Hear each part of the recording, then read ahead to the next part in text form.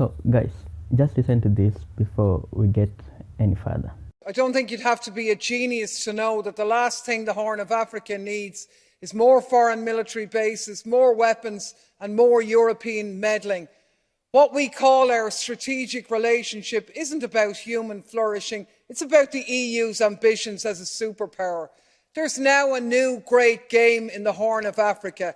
Greater and lesser powers are pockmarking the place with military bases. France, the US, China, Germany, Japan, Italy, Saudi Arabia all have a presence in the tiny area of Djibouti alone. Mercenaries are swarming in from all quarters. The entire region is being militarised. War is in the air.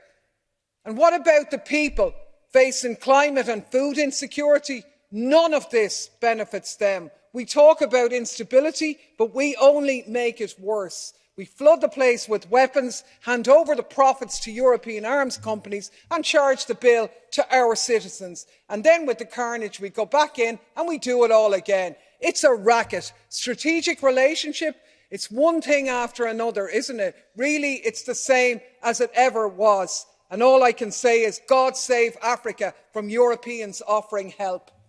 So, the person you just heard is Clare Daly, an independent socialist and member of European Parliament. From what you just heard, what is it really that is happening at the Horn of Africa? Are we about to experience a new scramble for Africa, beginning from the Horn of Africa, with all those foreign military presence? Did you also notice what she said was also exactly what was told by Ethiopia's Deputy Prime Minister at the UN General Assembly 2 weeks ago? But as usual, when African leaders stand to speak at the UN Assembly, the floor is empty and no one really takes a note. But the one time a different race speaks, feel that for yourself. Anyway, listen to this. Mr. President, we have a shared planet and a common destiny. Overcoming our collective challenges require concerted efforts and trusted global leadership. We are gathered here because our forefathers, learning from the tragic episodes of human history, decided to establish the United Nations as the guardian of peace. However, we are yet to achieve true universality in the main organs of the United Nations. Africa has no permanent seats at the UN Security Council. Our quest for African solutions to African problems is yet to be given the respect and support it deserves. We believe these considerations underpin the credibility of the Council in the continent. African problems are sustainably addressed when approached in the true context of the region and take full account of the strategic interests and aspirations of the countries concerned.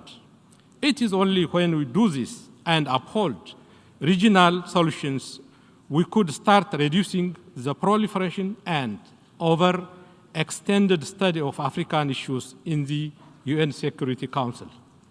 Mr. President, for the past 4 years, Ethiopia has made significant progress in its socio-economic development and democratization.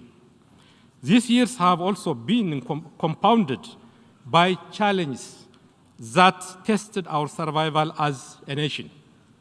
In November 2020, the most heinous and treasonous attack was waged against the Ethiopian National Defense Force that protected not only the peace and stability of Ethiopia, but also helped keep peace in other countries on behalf of the United Nations and the African Union.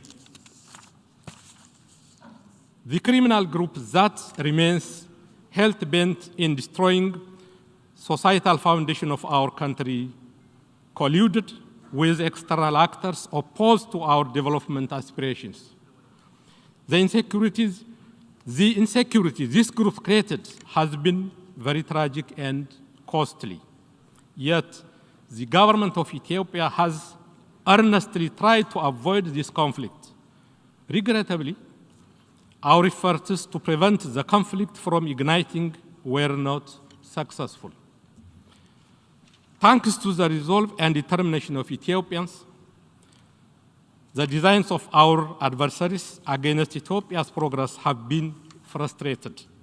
We have also paved a path for peace and recovery, relying on the ability of the peace-loving people of Ethiopia to reconcile, make peace among ourselves, and start the process of healing. We thus call for support to our agenda for peace, reconciliation, and reconstruction. We also urge respect for and support to the EU-led peace process. Any other approach, including the politicization of human rights and unilateral coercive measures, will not yield any positive outcome. Alright guys, so what do you all think? Are we experiencing a new scramble for Africa, or what is this that's going on at the Horn of Africa? Share your thoughts in the comment section below. Give this video a thumbs up if you liked it and share. Also, make sure to subscribe to this channel if you're new and want more videos like this. Until next time, peace out.